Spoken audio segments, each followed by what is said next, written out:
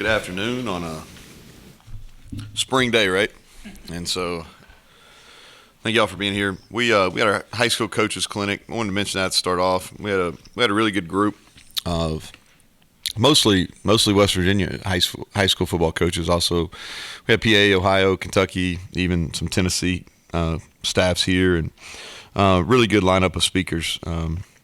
We had coaches from Martinsburg were here, along with Fairmont, and then Russ Probst was here, a longtime high school coach in Alabama and Georgia, and Kevin Scherer was here, who coached with Giants last year. Ernie McCook, who took Shepherd to the Final Four in Division II, and then we brought back two individuals that have a lot of ties to West Virginia. Obviously, Keith Tandy was here, and fresh off of he's the assistant special teams coach for the Bucks. He did a great job last night. And then Blaine Stewart was here, who's offensive assistant for the Steelers. And they both spoke and did a great job. And then Coach Neal came and shared stories last night and about coaching, about his teams. And so really appreciated him being there. So really good event. We had practice 10 today, scrimmage number 2. Some give and take. We played some situational ball. I thought the offense probably moved the ball as well as they have all spring, in between the 20s. And then defense made some plays in the red zone. I'd say overall defense probably won the day. Talk about some top performers. Start with defense. Jordan Jefferson, who's playing the nose. He's really coming on. He had a little bit of a setback during winter where he missed a couple weeks, but he's playing. He finished the year last year playing well, and he's played well. Did a really good job today. Both Bandits, Linnell Carr and Jared Bartlett, showed up, made plays. Zyke Lawton is where today was about finding out. Some guys we wanted to really press and play a number of snaps and see what they had. And I thought Zyke stepped up and did that. Davis Mallinger played more within himself. He's had the ability to make a big play. I thought he just made some routine plays today. Aubrey Burks is really coming on and playing that same spot that Sean Mahone held down, and I thought he played really well today. And then Malachi Ruffin had a pick in the end zone during a 2-minute situation that he's been a great special teams player for us, and he's getting some opportunities on defense this spring, and today made a big play. And then Andrew Wilson-Lamp, who will be a factor for us in the fall, he had a nice day as well.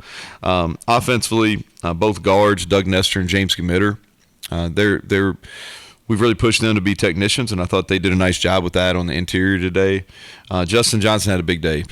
He was our leading rusher today. He had a big run and really consistent. This was his best day of the spring, but he's been coming, and so I was pleased with that. Brian Palende made a couple of nice plays in the pass game. He's been a blocker most of his career.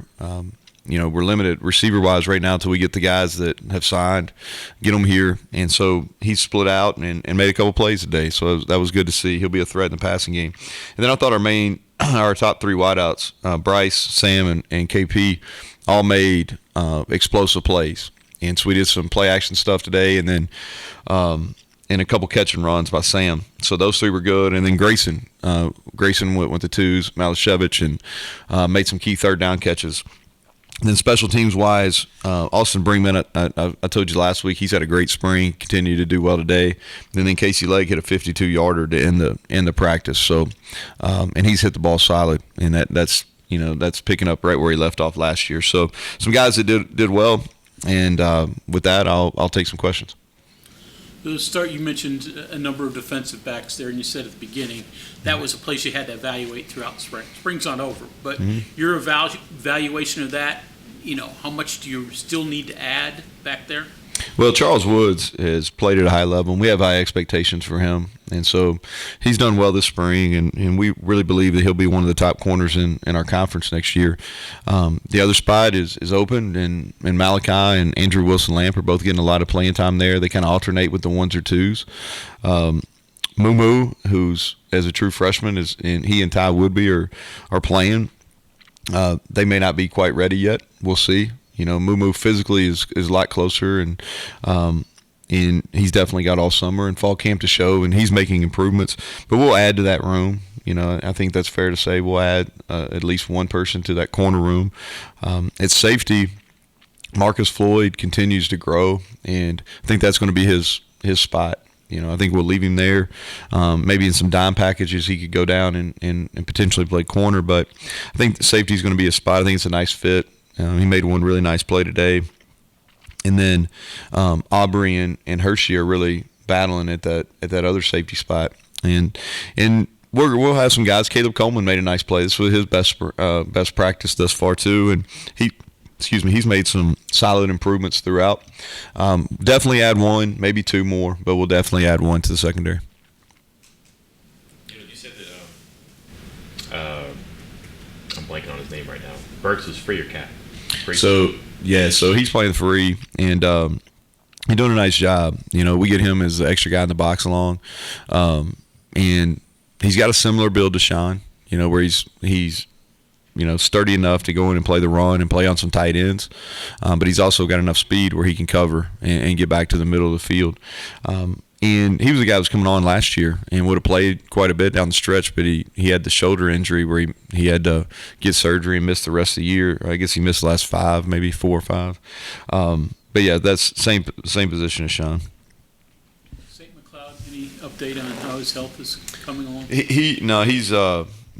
I'll get you one though. Okay, I don't have anything. I don't want to speak out of turn, so I'll get you. And next time I visit with the media, I'll do that. Got 14 days left till the spring game. What's the next step? What do you need to see from now till the game? Yeah, so we're going to go Tuesday and Thursday next week, and then take a long weekend, and then come back and go Tuesday, Thursday, Saturday the last week. And so really use tomorrow to kind of regroup and kind of look through from not only personnel-wise, but schematically, what do we want to install, rep-wise, who do we need that we feel like is making a move, who do we need to put in position where we put them under a little bit of pressure to see if they can perform. I think the biggest thing from an offensive standpoint is to continue to grow the package and get reps. We want to continue to put the quarterbacks in some tough situations to see how close they are to being ready, and so we did that yesterday. We did some 2-minute work, and that's something we need to continue to do. Defensively, it's more about, continuing to have some versatility in our packages. So we'll probably use the last 2 weeks to move some people around a little bit on the front and in the back end. And what I mean by that is, outside of Jordan, we've got some versatility. Not talking about Jordan Jefferson. Outside of him, we've got some real versatility on that D line. And so, get some guys that are 5s to play a little bit of 3, some 3s, move them out. That'll just give us some versatility where they know what to do. And then I think that every rep we can get with Lee and at Mike, he's really athletic. He shows. I like his potential a lot. He just needs reps. So in the last 2 weeks, we're going to play a lot of 11-on-11 football, less segmented wise as far as doing group periods, more 11-on-11. Polinde, Polinde. Let me get it right. It's Polinde. Okay. Yeah, there you go. Polinde, reputation as a blocker. He showed that in the stuff that we've seen, but better receiver than maybe you thought? Let's put improving. Okay. Improving. He has done. We signed him because we felt like that we wanted to add a blocking tight end, and we felt like through the portal that he was the guy that on video had done it against good people the best. And so when he came, we knew that we felt like we'd get that. And not only a guy that can play, in the backfield, but also can put his hand down and be a true tight end. And so in what we saw on tape has come to fruition, and he's been an extremely hard worker. He plays with really, really good technique, and that's kind of spreading to those 2 young guys that are getting reps right now, Traylon Davis and Victor, and you can kind of see them coming. But he's done a great job setting the standard in that room, for how to practice. And he's grown as a receiver. If you would ask me that in practice too, I'd been like, I don't know. But he made a couple really competitive catches today. They were contested, and he did a good job, and he's understanding space where he's never had to play in space. So his game's growing, and I'm proud of him for that. See from quarterbacks today. Yeah, so I'll talk to him. Goose rolled his ankle a little bit, so he didn't get nothing serious. He just didn't get as many reps. Nico had some flashes. He hit 2 deep balls on great throws. Hit Bryce on one. You couldn't place it any better. He missed a protection that would have caused a big sack, a freshman mistake. I thought he did a better job just managing the game. As far as he got one delay penalty, but other than that, I thought he managed it. It's slowing down for him a little bit. I thought Garrett did a nice job. He made a really poor decision in our 2-minute, but other than that, I thought he had a good day. He had a couple good runs. He made a couple nice plays outside the pocket, which is something he's done. But he was accurate when he got out of the pocket, and that's something he really needed to improve on. And then he hit one really nice deep ball. He hit two. I'm sorry. He hit one to Sam, and he hit one to Bryce. Is it a big day for quarterbacks in general today? Just where you are in the spring and what's going on? Yeah, it's a big day. We kind of used it as moving day. You know, since the Masters is on, we try to use a golf term, and really was. I think that what we've stressed to them is, and what we talk about with guys in our program is, we have 15 practices where what we have on campus is what we have, and they know we're going to add pieces. I think we've got 12 or 13 that have signed that'll be here in June, and then we've got another 5 scholarships that are open. So 18 guys will be added between now and fall camp, and those 18 guys will have an opportunity to show that they're ready to play over the first 14, 15 practices in fall camp. And so this was the second scrimmage. It's kind of like when you're taking a class, you know, you do your homework and your daily work is your regular practices, and these scrimmages are exams, and the exams count for more. And that's like these scrimmages. So I haven't watched the tape yet. I'll be able to give you a better feel once I watch it. But yeah, this was. And we make it a point to tell them, hey, these count for more, you know, because you want them to have to perform under some pressure. Along those lines, is there one or two aspects either side of the ball, special teams even, that as you look at your next 2 weeks, you think, all right, I don't have to worry or devote as much time to that, or conversely, like, I got to put more into that, anything that stands out? Yeah. So the way we go about it, Mike, is really the next 2 weeks, and this is kind of to build off what John was asking too, is there's a lot of the practice planning is going to be for the quarterbacks. And when you think about defensively, it's going to be for those secondary guys. Because when you look at our football team, if you outside at quarterback, like, we've got a bunch of guys that have played a bunch of snaps. You know, all 5 offensive linemen, Palende, when O'Loughlin's back, the 2 tight ends played a lot. Sam and Bryce have played a lot. Tony's played a lot. Linjay's played a lot. And so from an offensive standpoint, other than just getting reps on the new schemes, is we've got to put the quarterbacks in some situations, you know, where we see what we have. And so a lot of the practice planning is going to be with them in mind. And then defensively, we've got a lot of experience returning up front. And so Mike linebacker, safeties is where a lot of that, you know, as far as how we're going to practice and what we want to get done is for those guys. You want it that way. It seems like it's pretty tailored to what you have to do. Yeah, exactly. It narrows it down for sure. And we'll do some things these last 2 weeks that's getting ready for season opponents as well. You know, so you know, we've basically got most of the install, not all of it, but most of the install that we're going to do on both sides of the ball is we've got in. And so now we'll start repping those schemes against some things. Offensively, we'll start working against some of the defensive looks they're going to get in the season that our defense doesn't play. And then conversely, defensively, we'll start working on some offensive schemes, formation, personnel groupings that we don't have that they're going to see early in the year. And then we'll start doing some 11-on-11 special teams work. Really, the only full scheme work that we've done is field goal block, and then punt. You know, we've been doing a lot of segments and a lot of fundamental drills special teams wise. What we'll do here the last 2 weeks is do full kickoff return, full kickoff, full punt return to get ready for the season. As far as Zaki, you mentioned him a couple times. What has kind of stood out about him? Is he, I think you said maybe a little more advanced than what you were. Yeah, he's got a high football IQ. Yeah, he does, and does a really good job of reading blocks. He plays hard, stronger. You know, this is his first year in college, you know, and he's stronger at the point of attack than a lot of young players. And so those are the things that are really jumping out so far with him. You mentioned O'Loughlin. Medical people confident that he'll be ready for the season, or what's his status? Yeah, that's how we're proceeding. You know, he's ahead on his rehab. He's done really well with that. You know, I think he's getting closer to being able to jog and run on hard surfaces, on dry land, however you want to say that. And so, yes, if everything continues to progress on the same manner, we anticipate him being ready for the season. How about actually summertime? Is that what the time? Yeah, so he'll be able to run, and he looks better. He'll be able to run in May, and we hope he'll be full activity when we hit summer. Some of the new equipment you have downstairs for rehab, Mm-hmm. the water, treadmill, some of those things, I mean, you wouldn't have had that in your day. So the rehab opportunities for guys like them are completely different than it was 10, 15 years ago? Yeah, the technology's better for sure. You got the underwater treadmills, you got the zero gravity. We probably use that as much as anything.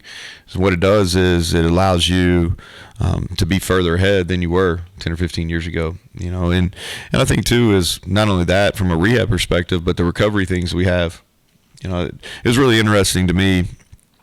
Keith Tandy talked to our team last night before practice. We did a really light fundamental work last night in. Really, that was catered toward the high school coaches that were here, fundamental work and stuff like that. And he was just talking about the things that are here that our players have access to that maybe some of the NFL teams don't even, the NFL players have to go out and hire their own people or go to different facilities to get the kind of services that we have here from a recovery aspect. And so, whether it's cryotherapy or where it's float tanks or light beds, all those things, we have them. And our guys now, they're using them. They're spending more time in this facility and taking better care of their bodies. Whether it's this time of the year or in the fall, do you cringe when you're going to have prospects in and the weather is not good? You can't change it, but what do you do? I would like for it to be sunny, 75 and sunny. That would help us, right? We went inside today. We could have easily practiced outside, but I felt like we had a bunch of people watching today, so my father-in-law was here, so I want to be nice to him, right? But no, it is what it is. My parents sent me a picture. It snowed in Kentucky, so it could be worse, right? They had it on the ground. The horses are running at Keeneland too. That's not a good. You think you've been cold at a baseball game? Go to a horse racing. That's a different kind of cold. You have growth house on campus. Yes, the kicker. Yeah. He committed kind of late on the transfer. So he came in. He's a graduate. So graduated at Florida State. It worked out where. What's that called, Kelly? I'm gonna take advantage of you. What is our online schools on trimesters a part of it, right? Or what is that? She's not even coming through.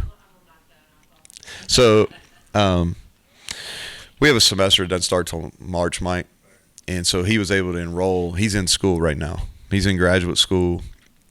Sorry, I don't have better information. I know the enrollment starts in March, so he was able to come in. And got into the March term, or it's going on right now. But he's been through every spring practice. He's got a strong leg. He's competing with Casey for field goals, and he's done a really nice job kickoffs. Possibly keep up with all the wrinkles for stuff like that, like middle semester enrollment for a graduate student. You learn as you go. Yeah. I mean, because every school's different.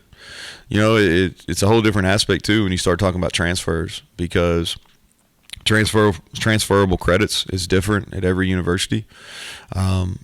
What universities will require, what they'll accept. So it's more complex than probably general public understands as far as when guys can enroll, because you got add drop dates and those type of things. Talk about transfers. How much you put emphasis on multi-year guys with eligibility left compared to one and done type? Positionally. Yeah, that's kind of how we manage it. It's if it's a real need, okay, where you're looking for a starter, the number of years doesn't matter. But if you're light in a room or at a position, then it does, as far as whether it's a 1 year or a multi-year. So I think it just has to do on an individual basis. Would when they can enroll be a difference too? That does. That factors in. As we were looking for the specialist, it definitely did.